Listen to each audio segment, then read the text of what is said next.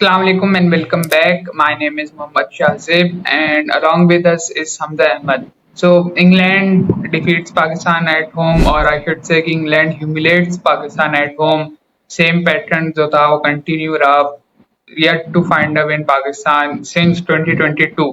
So Hamza, what do you think कि कहाँ पे फ्लॉज तो बहुत से जाहिर बात है कोई एक स्पेसिफिक फ्लॉज डिस्कस करने बैठे तो रात हो जाएगी but still what do you think कि पाकिस्तान को स्पेसिफिक इस चीज पे काम करना चाहिए to get back on track. बिस्मिल्लाहिर्रहमानिर्रहीम। देखें, records are meant to be broken. अल्हम्दुलिल्लाह 147 इयर्स रिकॉर्ड वो भी हमने तोड़ा और गलती हमारी भी है।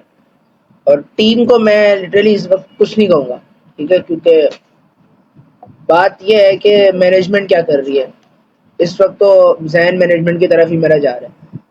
आपकी स्ट्रेंथ क्या है, आप पिचेस कैसे प्रिपेयर कर रहे हो, आपने जो चीफ पिच क्यूरेटर नया अपॉइंट किया है वो क्या कर रहा है, आपने क्या सोच के उसे अपॉइंट किया और क्या सोच के ऐसे पिच बनाई कि उस पर यह हालत हो रही है हमारी।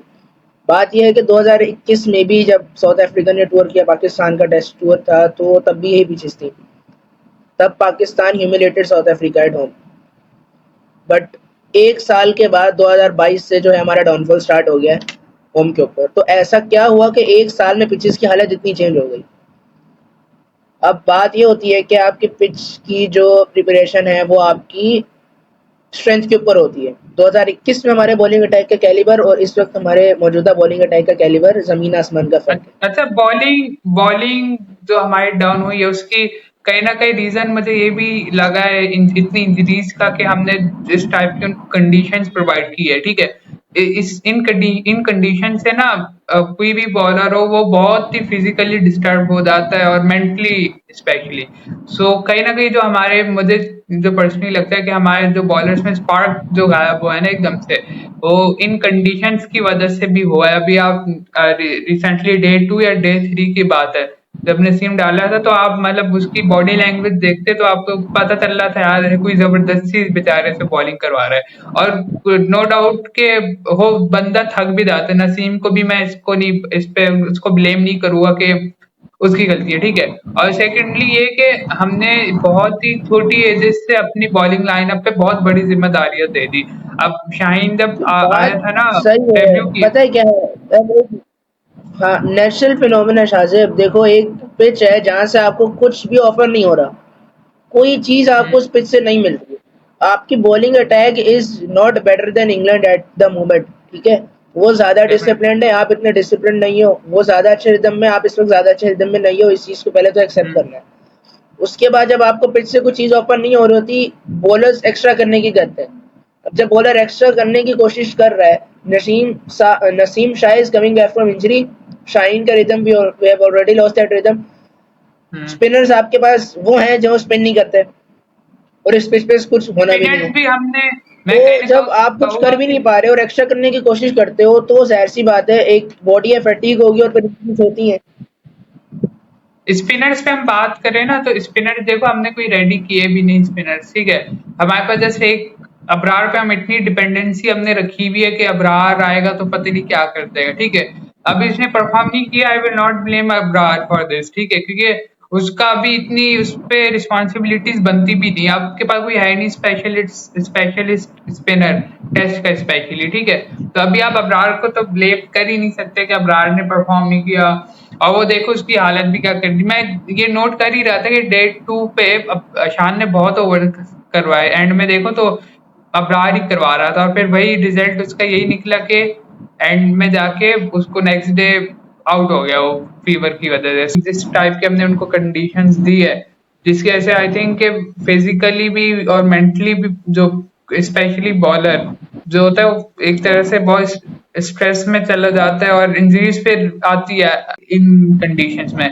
सो ये चीज भी मुझे लगती है कि हम अगर बेहतर कंडीशंस हमने प्रोवाइड की होती तो वो स्पार्क रहता। और अगर हम फॉर मी कि अगर हमारा ये साउथ अफ्रीका या इन कंट्रीज का टूर हो वहां पे इवन कि हम ज्यादा अच्छा परफॉर्म कर सकते हैं। अभी जस्ट मेरे ख्याल से नेक्स्ट 2-3 मंथ्स के बाद है साउथ अफ्रीका का tour. So but do I think के शायद उधर परफॉर्मेंस शाहजेब, ज्यादा अच्छी हो सकती है। इसकी रीसेंट एग्जांपल हमारे पास है। अभी हमारी टेस्ट टीम ने ऑस्ट्रेलिया टूर किया था और हमारी हम्म। बॉलिंग में एक मेजर चेंज लग रहा था हमें कि है। हमारी हम्म। Quality of bowling, the areas where the bowlers were pitching the ball, वो काफ़ी अच्छे थे। बट आपको हम्म। सपोर्ट भी चाहिए होती है ना। अगर आपके बॉलर्स अच्छा कर रहे हैं तो आपके बैटर्स भी उस तरह से बैक करें टीम को। हमारी बैटिंग तो कभी ज़िंदगी में सही रही ही नहीं है। एक बंदा था, लिटरली एक बंदा जो बैटिंग चला रहा था। जब वो बंदा नहीं चल रहा तो बैटिंग नहीं चल रही। सलमान नहीं आगा सर। आपको कब तक बचाएगा? To be very honest, Salman Agha आपको कब तक बचाएगा? सऊद शकील की बैटिंग अप्रोच और सलमान आगा उसके साथ जब खेल रहा होता है, मुझे समझ नहीं आता है। दो बंदे एक साथ खेल रहे होते हैं, बिल्कुल अपोजिट लग रहा होता है। एक बंदा रोक रहा है, एक स्पेसिफिक बंदा साउथ शकील का जो नहीं। बैटिंग नंबर है ना, वो आई थिंक थर्ड डाउन या फोर्थ डाउन, ठीक है। तो उस बैटिंग नंबर पे आप ऐसे आप नहीं खेल सकते। वो टाइम गया, वो एरा गया कि आप टुक टुक करते। बट अब स्पेसिफिक जो उसका बैटिंग नंबर है ना, वो उस टाइप का नहीं है जैसे वो खेलता है। उसका अपनी बैटिंग अप्रोच चेंज करनी पड़ेगी, जस्ट लाइक सलमान अली आगा। बड़ी बात ये है ना कि चलो आप आए, आप अभी अभी आपने आए हो बैटिंग करने, आपने रोक के खेला, आप सेटल हुए। एक बंदा जो कि खड़ा हुआ है 100+ पे, सऊद शकील साहब 100+ पे खड़े हुए, इट मींस, और उसी वक्त सलमान आगे बैटिंग करने आता है, तो आप टू बी वेरी ऑनेस्ट उस वक्त बोलते हो कि Saud Shakeel has settled down more than Salman Agha. Salman Agha तो अभी अभी आए। तो सलमान आगा आते सात इंटेंट से बैटिंग कर सकता है, तो फिर सऊद शकील को क्या मसला है? साउथ। एटलीस्ट स्पिन उसको तो मार ही सकते हैं ना वो यार। स्पिन आपकी स्पिन ही नहीं हो रही, बॉल आप सेट हुए हो, 100 किए हुए आपने, ठीक है, 50 या 60 का स्ट्राइक रेट है आपका, ठीक ठाक आप बॉल्स खेल चुके हो, 200 250 गेंदे खेल चुके हो, आप सेट हुए हो, आप दिखाई नहीं रहे इंटेंट, आप अच्छा, प्रेशर खुद बना सेकंडली रहे ये हो कि ना। हम अप्रोच की अगर बात करें ना, बेसबॉल की अगर अप्रोच देखो ना, तो they are not just rushing on every ball, ठीक है। Mostly strike rotate, I think 250 run थे पार्टनरशिप्स में जो सिंगल्स, लेकिन सही करेक्टली आती, बट कहीं पढ़ रहा था मैं। सो बैटिंग अप्रोच आप देखो ना, वो रश नहीं कर रहे थे। वो स्ट्राइक रोटेट देन कोई बुरी बॉल मिल गई तो ओवर में एक बाउंड्री मैक्सिमम। सो मतलब बिल्कुल। अप्रोच में डिफरेंस है। वो ऐसे नहीं, अब हमारी देखो ना, तो हम जब अटैकिंग क्रिकेट खेलने पे आते हैं तो हमारे बहुत रश करके खेल रहे होते हैं। आई मीन्स के मतलब यूजलेस और सेंसलेस क्रिकेट खेल रहे होते हैं, अटैकिंग ऑन एवरी डिलीवरी। और जो अच्छी बॉल्स होती है उस पे भी अटैक करने के लिए जाते हैं, जैसे शान मसूद, वो अच्छी डिलीवरीज पे भी अटैक करने के लिए जाता है और most of the time out हो जाता है। अप्रोच अच्छी है, बट जो उसको प्रैक्टिकली इम्प्रोवाइजेशन है ना, वो उसकी सही नहीं है। और हमारी सिर्फ उसकी नहीं, वो हमारी। तो और यही डिफरेंस मुझे लगा कि बेसबॉल में और बाकियों की, मतलब हर बॉल पे वो स्कोर बाउंड्रीज नहीं लेंगे, जस्ट स्ट्राइक रोटेट करते रहेंगे, देन एक बुरी बॉल मिलेगी देखो, तो बेसबॉल ले का लेंगे। मतलब ये नहीं है कि आप आते साथ जो है हार्ड हिटिंग करना शुरू कर हम्म। दो। हार्ड हिटिंग मतलब अटैकिंग माइंडसेट हमारा मतलब ये ना कि अटैकिंग का मतलब है कि जाके छक्के चौके मारो, और कोई चीज ही नहीं है। आपके जब शान मसूद और अब्दुल्ला शमी की पार्टनरशिप लगी थी लंबी, तो उसमें क्या की फैक्टर था? हम्म। आप स्ट्राइक रोटेट कर रहे थे मुसलसल। जब रन्स नहीं रुकते हैं ना, तो बॉलर खुद चांस लेता है बाहर बॉल करना या उल्टी सीधी बॉल करना कि चलो मारने जाएगा। अब जब आप बार बार स्ट्राइक रोटेट कर रहे हो, इट मीन्स कि you are mentally very strong, आपके रन्स हो रहे हैं, टीम का स्कोरबोर्ड टिक कर रहा है, आप आराम से विदाउट एनी फेयर आप अटैकिंग क्रिकेट फिर आप खेल सकते हो। तो फिर वो जब बॉलर चांस लेता है बुरी बॉल करने का, तो उस पर आप इम्प्रोवाइज कर लेते हो। अब जब आप डॉट पे डॉट कर रहे हो, रन्स बन नहीं रहे, फिर आप कहते हो नहीं अब मैं रन्स बनाऊंगा, और रन्स बनाने का मतलब है कि अब मैं बाउंड्रीज के लिए जाऊंगा। बाउंड्रीज। अब बॉलर अच्छी बॉल भी करेगा तो आप बाउंड्री के लिए जाओगे, बुरी भी करेगा तो भी बाउंड्री के लिए जाओगे। अब क्योंकि आप बिल्कुल एक तरह से कंजर्व हो गए हो क्रीज के ऊपर, तो आप ट्राई करो, क्योंकि अब आप एक्स्ट्रा करने की कर रहे हो, क्योंकि आपसे रन नहीं हो रहे, आपने खुद अपने आप को प्रेशर में डाला है। भाई सीधी सी बात है, मुझे एक बात याद आती है, मुझे एग्जैक्टली प्लेयर का नाम याद नहीं, आई थिंक शादाब खान था। इंग्लैंड टूर किया था हमने, यूनुस खान हमारा बैटिंग कोच था जहाँ तक मुझे याद पड़ रहा है। तो एक हम्म। ट्रेनिंग वीडियो आई थी पीसीबी की तरफ से, तो उसमें हम्म। यूनुस खान शादाब खान को एक चीज बता रहा था। अब आई डोंट नो 2021 या 20 की बात है, बोल रहा था कि भाई सिंपल सी क्रिकेट है, अच्छी बॉल टक सिंगल, बुरी बॉल पे बाउंड्री के लिए जाएंगे, ठीक है। या फिर उसने कुछ इस तरह की चीज बोली थी कि यार टारगेट बाउंड्री का है, अच्छी बॉल आ गई तो टक सिंगल, और टारगेट वैसी बाउंड्री का, बुरी बॉल आई तो लपेट दो फिर। तो ये सही अप्रोच सही। होती है ना भाई, मतलब इस रोड के ऊपर भी आप क्या बोलोगे, हम आराम सुकून से खेलते रहेंगे। आपने देख लिया फिर सामने वाली टीम कैसी है, हर टीम के लिहाज से आप प्लान अपना चेंज करो ना। यही चीज बांग्लादेश होती है आपको ना। 500 और से ऊपर मार के चली गई। तो इसका अब इसमें भी इम्पैक्ट तो फिर अगर देखना है ना कि किस तरह से चीजों को अगर लेना है। बैटिंग लाइनअप में अगर आपका कोई एक भी स्लो अप्रोच से खेल रहे हैं ना, उसका इम्पैक्ट फिर आपका दूसरे प्लेयर्स पे जाता है। जैसे आपने देखा होगा कि ऊपर टॉप टू टॉप थ्री हमारे अब्दुल्ला शफीक, शान मसूद, अब तक वो खेल लेते स्मूथ चल रहा था। देन जैसी बाबर आया उसने भी इतना मतलब तेज नहीं खेला, 50 का स्ट्राइक रेट है, अराउंड याद नहीं मुझे।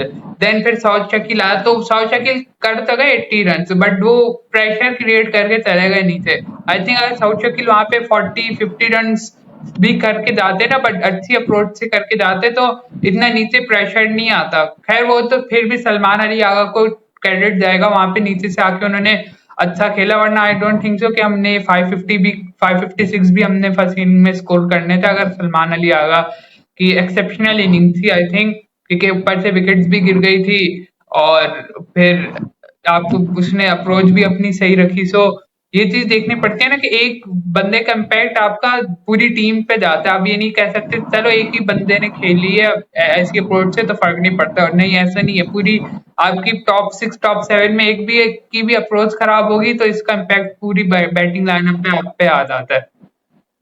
बिल्कुल। और आप टीम एफर्ट से जीतते हो, आप एक बंदे के इम्पैक्ट डालने से नहीं जीतते हो। ये आपको अगर एक प्लेटफॉर्म मिला है तो आपने उसको आगे लेके चलना है।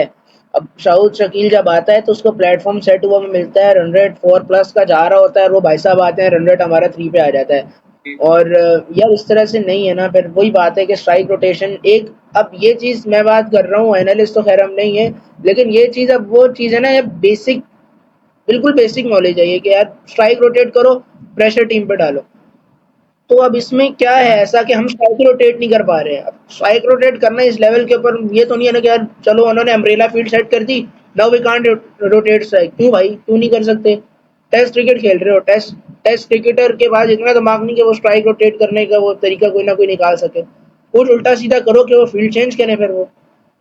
सही अब सही। आपने पहले इनिंग में जब अच्छा खेला तो इंग्लैंड ने काफी जल्दी जो रूट को बॉलिंग पे लगा दिया था, तो इट हम्म। मींस कि now they were taking chance. आप अपने सही अपने ट्रैक पे जा रहे हो, जो रूट इतना जल्दी आ गया, इट मींस के now they want to do something extra, to do something different in order to restrict our batters. सही सही। तो और पता सेकंडली चलेगा सर। ऑन फील्ड तो चलो बातें इजी, बट ऑफ फील्ड की भी चीजें हमको देखनी पड़ी। चेयरमैन, नया चेयरमैन आता है, नया कैप्टन आ जाता है हर 2 मंथ बाद। सब स्पेसिफिकली आप देखो, पहली बात ये तो चीज अलाउ ही नहीं है कि हर 2 महीने बाद आपका चेयरमैन चेंज हो रहा हो, वो भी स्पेसिफिक पॉलिटिकल रीजंस की वजह से, ठीक है। तो ये शायद ऑफ फील्ड चीजें जो होती है ना, आईसीसी इनका भी बहुत बड़ा इम्पैक्ट आपका पड़ता है। ICC can easily ban Pakistan cricket in a second. Definitely. और political but impact main reason Pakistan यही है टीम कि पे बहुत है। आईसीसी भी नहीं इतनी वो गौर करता, उनको भी आईसीसी भी यही है। श्रीलंका को जब उसने कर दिया था, श्रीलंका में तो फिर भी इतना नहीं था जितना पाकिस्तान में रोटेट हो रहे हैं हमारे चेयरमैन वगैरह, और जितनी पॉलिटिक्स इन्वॉल्व पाकिस्तान की क्रिकेट में उस आई थिंक उसकी हाफ भी शायद श्रीलंका क्रिकेट में ना हो। सो बट वही बिल्कुल आईसीसी भाई, भी पता है क्या है? मतलब देखो, चेयरमैन लग गया ना, चलो चेयरमैन चेंज हो गया। अब चेयरमैन का काम ये थोड़ी है कि वो नीचे की सारी लोअर मैनेजमेंट चेंज करे।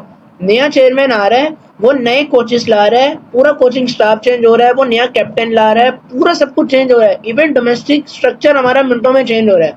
क्या हो रहा है टीम के साथ? आप टीम के साथ एक नया कोच लगा रहे हो, हर 2 महीने में एक नया आपका पूरा स्टाफ चेंज हो रहा है।